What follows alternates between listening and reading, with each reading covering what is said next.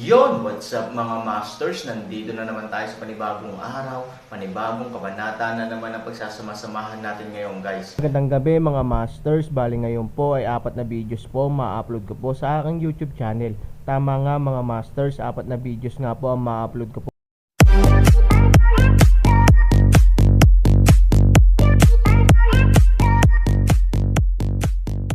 Mga masters, okay lang po bang wag nyong skip ang mga ads sa aking mga videos? Salamat po talaga mga masters sa solid na pagsuporta po sa akin. Bali mga masters, kung bago ka pa lang po sa aking YouTube channel, please click the subscribe button, lalong-lalo na po yung notification bell, guys, para maging connected pa rin tayo sa isa't isa at maging updated kayo sa mga susunod ko pang video. Bali mga masters, bago natin umpisahan ng kwento ay mag-shoutout po muna tayo para sa mga solid nating tagapakinig. Shoutout kay Fernando Jimeno, shoutout kay user DM. Yun na nga mga masters, no? Bali hindi na ito patagalin. In 3, 2, 1, let's go!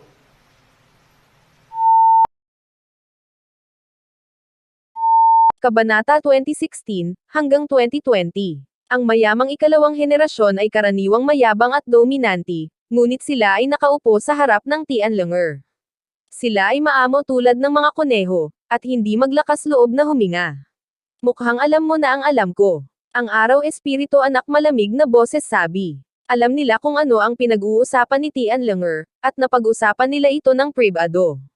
Naniwala pa sila. Siyempre, sa harap ng Tianlong'er, hindi sila naglakas loob na maniwala.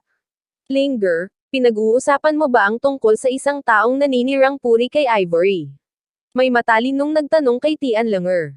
Nang marinig ito, bahagyang nakontrol ang galit ni Tianlong'er. Hindi bababa sa alam ng mga taong ito na si Ivory ay na-stigmatize. Bakit hindi mo sinabi sa akin? Tanong ni Tianlong'er. Linger, hindi kami naniniwala sa walang katotohanang chismis na ito. Oo, hindi ko alam kung sinong tanga ang maglalakas loob na magsabi ng ganyan. Sa totoo lang, iniimbestigahan na namin ang gumagawa ng chismis. Oo, aalamin sana namin ang mga chismis at sasabihin sa iyo. Tumingin si Tianlong'er sa kabaligtaran ng mga tao na may nagtatanong na mukha. Sa kanilang karakter, paano nila mapapamahalaan ang ganitong bagay ng kusa? Halos buong araw nilang ginugugol sa club at nightclub, at wala silang pusong tumulong. Oo, ngayong naghahanap tayo, ano ang nalaman natin? Nagtatanong ng paraan ang espiritong anak. Sa ngayon, wala pang balita, masyadong mabilis kumalat ang chismis, at ngayon marami na ang nag-uusap tungkol dito, kaya mahirap hanapin ang source, but you can rest assured na malalaman natin. Oo, basta taga Cloud City ang gumagawa ng chismis, malalaman niya. Medyo matagal lang. Linger, maniwala ka sa amin, ang bagay na ito ay may kinalaman sa 3,000 magkakapatid, hinding-hindi namin pababayaan. Ang ilang mayayamang pangalawang henerasyon ay lubos na kumpiyansa, ngunit ang Tianlong'er ay walang pag-asa para sa kanila. Pagkatapos ng lahat, ang mga taong ito ay walang tunay na kakayahan maliban sa pera sa kanilang mga pamilya, at ang kanilang mga kontak ay mga mapagkukunan ng kababaihan lamang. Dahil hiniling ko sa iyo na lumabas, natural na umaasa ako na makakatulong ka sa bagay na ito. Kung sino man sa inyo ang hindi maglakas loob na bigyang pansin ito bago maimbestigahan ng malinaw ang bagay, tiyak na pakakawalan na kita. Pagkatapos noon, nagpatuloy si Tianlong'er, kung ipapaalam mo sa akin na nag-aaksaya ka pa ng oras sa club, huwag mo akong sisihin sa pagiging bastos. Oo. Makatitiyak ka na gagawin namin ang aming makakaya upang imbestigahan ang bagay na ito. Huwag kailanman gumawa ng anumang entertainment hanggat ito ay malinaw. Ang bagay na ito ay iniimbestigahan ng ilang mga tao sa ibaba. Ang mga taong may tunay na katayuan ay hindi dapat manggahas na magpahayag ng gayong mga puna. Sabi ni Tianlong'er. Ngayon ang mga taong may kaunting katayuan sa Yuncheng ay dapat na maging napakalinaw tungkol sa mga malubhang kahihinatnan ng pagkakasala sa Aaron. Kung gusto nilang manatili sa Yuncheng, hinding-hindi sila maglalakas loob na gawin ang ganoong bagay para suruan si Ivory. Sa makatuwid, sa pananaw ni Tianlong'er, ang mga taong gumagawa ng bagay na ito ay marahil ay maliliit na tungkulin lamang. Paulit-ulit na tumanggo ang ilang tao, at nangako kay Tianlong'er na malalaman nila ang gumagawa ng chismis sa pinakamaikling panahon. Pagkaalis ni Tianlong'er sa cafe, ilang mayayamang second generation ang mukhang malungkot. Nakapag-appointment na sila para pumunta sa club ngayong gabi, pero ngayon, sino ang nang-ahas na pumunta? Nasira ang magandang dula ngayong gabi. Sa hindi inaasahan, hiniling sa amin ni Tian Lenger na imbestigahan ang bagay na ito. Hindi, maaari siyang pumunta sa Hillside Villa at humingi ng ilang mga benepisyo. Ano ang makukuha natin? Manahimik kadali. Kung ang mga pamilya natin ay hindi nakipagtulungan sa mga Tians at may napakaraming pera, dapat ay sinabi. Ay sinabihan tayo ni Tian Lenger na gumawa ng isang bagay. Walang dapat ireklamo. Kung gusto mong maglaro, dapat mong tapusin ito ng mabilis. Simulan ang mga tao sa paligid mo at alamin ang tungkol dito sa lalong madaling panahon. Pagkaalis ni Tian Lenger, dumating siya sa Magic Capital. Dapat malaman ni Mo Yang ang tungkol dito. Si Mo Yang ang pinakamalaking kapangyarihan sa kulay abong lugar ng Cloud City. Kung darating siya upang imbestigahan ang bagay na ito, makakakuha siya ng 2 beses sa resulta sa kalahati ng pagsisikap. Para naman sa mayamang ikalawang henerasyon, hindi masyadong umaasa si Tian Lenger para sa kanila. Nakahanap na lang siya ng ilang katulong at nagkaroon ng mas maraming pagkakataon. Master Mo, narito ang Tian Lenger. Yang yung reports on Mo Yang Tong. Papasukin mo siya. Ang posisyon ni Tian Lenger sa Hillside Villa ay hindi na kailangan pang isaalang-alang. Karaniwang tinatrato siya ni Mo Yang bilang kanyang kapatid. Kuya Yang, dapat alam mo sa labas ang chismis tungkol sa kapatid ko. Tanong ni Tian Lenger pagkatapos pumunta sa opisina ni Mo Yang. Alam ko, nagpadala ako ng isang tao upang suriin. Naniniwala ako na magkakaroon ng mga resulta sa lalong madaling panahon. Sinabi ni Mo Yang na noong una niyang narinig ang tungkol dito, galit din siya kaya sumabog siya sa sito. Ang berdeng sombrero na ito ay nakasabit sa ulo ni Aaron, at ang gumagawa ng chismis ay naglalaro ng apoy. May mga sospek ba? Nagtatanong ng paraan ang espiritong anak. Upang sabihin ang sospek, si Mo Yang ay talagang may kandidato, dahil ngayon ay wala nang maraming tao sa Yuncheng na nang-ahas na sakta ng Aaron, at walang sino man ang makakahanap ng kanyang sariling paraan. Linger, sa tingin mo ba ay may kinalaman ito kina Haichao at Su Yihan? Sabi ni Mo Yang, alam ng dalawang magkapatid kung gaano sila kapot, at sila ngayon ay nasa ilalim ng bunten matapos mabangkarote. Nabalitaan ko na kailangang magtrabaho si Haichao sa construction site upang maghanap buhay. Para naman kay Yihan, laging may puso siyang magpakasal sa isang mayamang pamilya. Kapag nakakita siya ng mayaman, gusto niya itong idikit sa mga bisig ng iba. Ang dalawang taong ito ay nabubuhay sa isang miserableng buhay. Bagamat sila ang may pananagutan dito, marami silang kinalaman sa aking kapatid. Siguro ginawa nila. The Day Spirit Sun Cold Voice sabi. Tumanggo si Mo Yang, naisip din niya, pero ngayon walang ebidensya na malalaman kung sila ang pinagmulan, magpapadala ako ng magtutuon sa kanila. Kung ginawa nila ito, gagawin mo silang pagsisihan, sabi ni Mo Yang. May plano si Tian Lenger. Hindi ba laging gusto ni Su Yihan na sumali sa isang mayamang pamilya? To satisfy her wish, she should be able to get something out of her mouth. Yang kuya, may plano ako. Huwag mo munang susuriin ang dalawang taong ito, huwag mo silang pukawin. Kasabay nito, inilabas ni Tian Lenger ang telepono. Pagkatapos ay dial ang telepono, sinabi ni Tian Lenger, Chen Yi, bibigyan kita ng isang gawain at kukunin si Su Yihan. Si Chen Yi ay isa sa mayamang pangalawang henerasyon ngayon pa lang. Kilala na rin niya kung sino si Su Yihan. Ang babaeng ito ay may masamang reputasyon sa mayamang second generation circle, dahil para makilala niya ang mga mayayaman sa lahat ng paraan, madalas niyang binibihisan ang sarili, at walang nakakaalam kung ilan pinaglaruan siya ng mga lalaki. Linger, si Su Yihan ay isang asong babae. Ano ang gagawin ko sa kanya? Tanong ni Chen Yi, kukuha muna ako, at pagkatapos ay mayroon akong gawain para sa iyo. Sabi ni Tian Lenger. Bagamat walang interes si Chen Yi sa sirang sapatos ni Su Yihan, dahil ito ay hiling ni Tian Lenger, magagawa lang niya ito. At para sa kanya, ito ay isang magandang trabaho upang pumili ng mga babae. Higit pa rito, si Su Yihan ay isang walang kabuluhang babae. Walang problema para kay Chen Yi na makitungo sa ganitong uri ng babae. Well, babayaran mo ito mamaya. Nakangiting sabi ni Chen Yi. Hindi ba't ang iyong pamilya ay laging gustong makilahok sa nayon sa lungsod? Hanggat ito ay tapos na, bibigyan kita ng pagkakataon. Sinabi ni Tianlanger na si Chan Jia ay may bahagi sa proyekto ng nayon sa lungsod. Isang pangungusap lang para kay Tianlanger na hayaan ang pamilya ni Chen Yi na magkaroon ng ilang matatamis na bagay. Talaga, Linger, niloloko mo ba ako? Nagulat si Chen Yi kaya hindi niya maisara ang kanyang bibig. Kamakailan, ang kanyang pamilya ay nag-iisip tungkol sa bagay na ito. Kung kaya niya, sinong maglalakas loob na magsabi na ang alam niya ay kumain, uminom at magsaya sa hinaharap?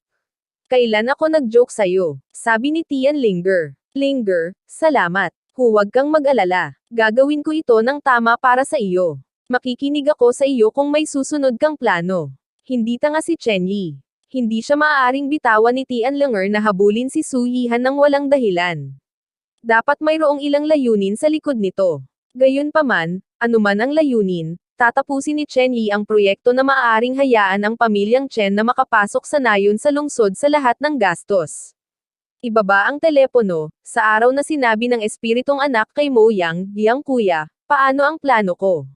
Bagamat hindi sinabi ni Tianlinger ang kanyang plano, sa utak ni Mo Yang, paanong hindi siya makakaisip nito?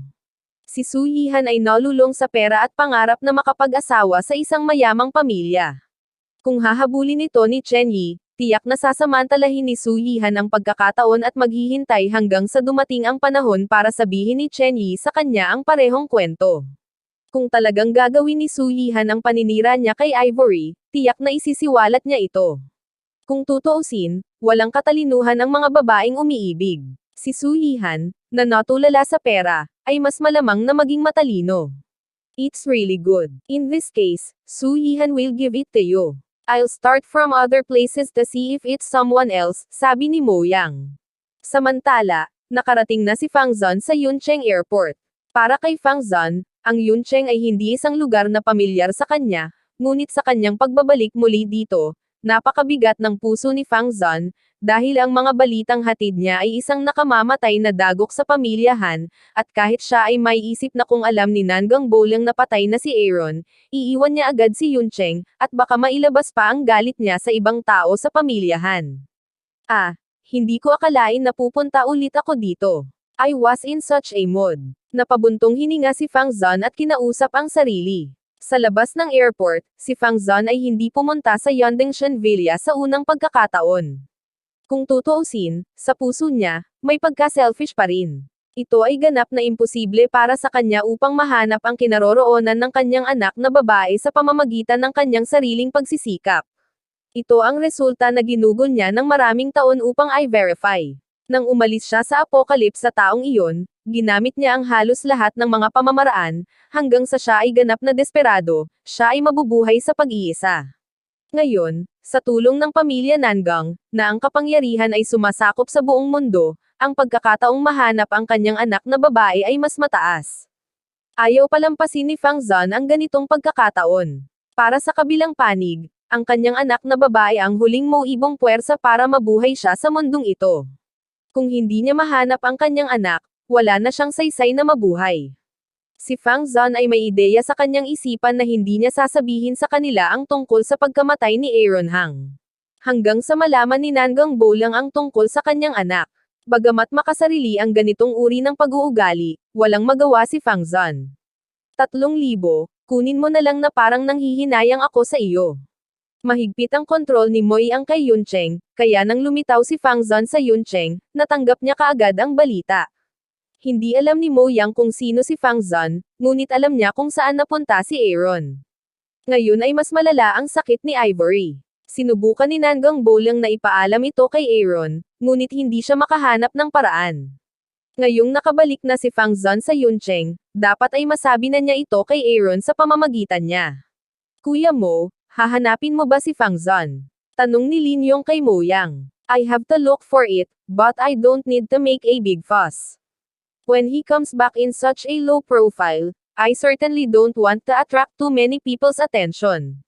I'll go myself, sabi ni Mo Yang. Pagkaalis ni Mordor at pagdating sa Fang Zon's hotel, direktang tinanong ni Mo Yang ang front desk, saang silid nakatira ang isang lalaking nagngangalang Fang Zon. Ang maliit na batang babae sa front desk ay gumiling ng kanyang mga kuko. Ni hindi niya itinaas ang kanyang ulo nang marinig niya ang mga salita ni Mo Yang at sinabing, paumanhin, hindi namin maaaring ibunyag ang privacy ng mga bisita. Ito ang pinakapangunahing profesional na etika. Noong nakaraan, hindi siya ipapahiya ni Mo Yang, ngunit ngayon, hindi na makapaghintay si Mo Yang na makita si Fang Zon. Natural, kakaunti ang pasensya niya. Ilabas mo ang manager mo at malalaman niya kung sasabihin niya sa akin. Malamig na boses ni Mo Yang. Nang marinig ito, ang maliit na batang babae sa front desk ay itinaas ang kanyang ulo ng masama at tumingin kay Mo Yang.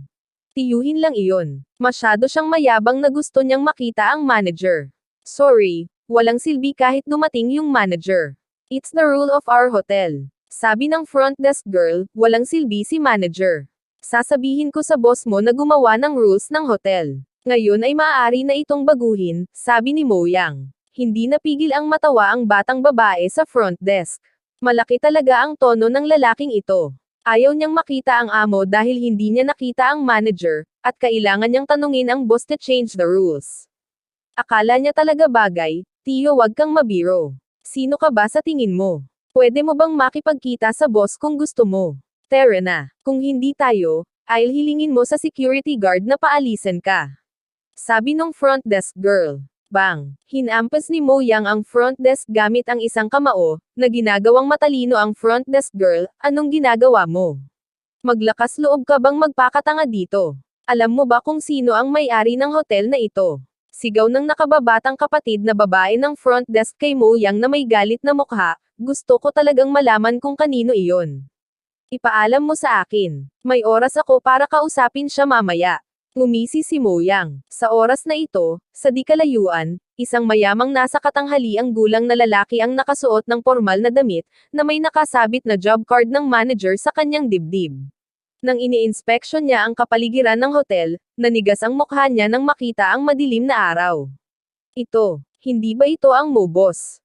Paano siya magpapakita dito, at mukhang galit na galit siya. Hindi dapat masaktan ng ignorante na front desk. Ang ideyang ito ay halos matakot sa manager na umihi at masaktan si Mo Yang.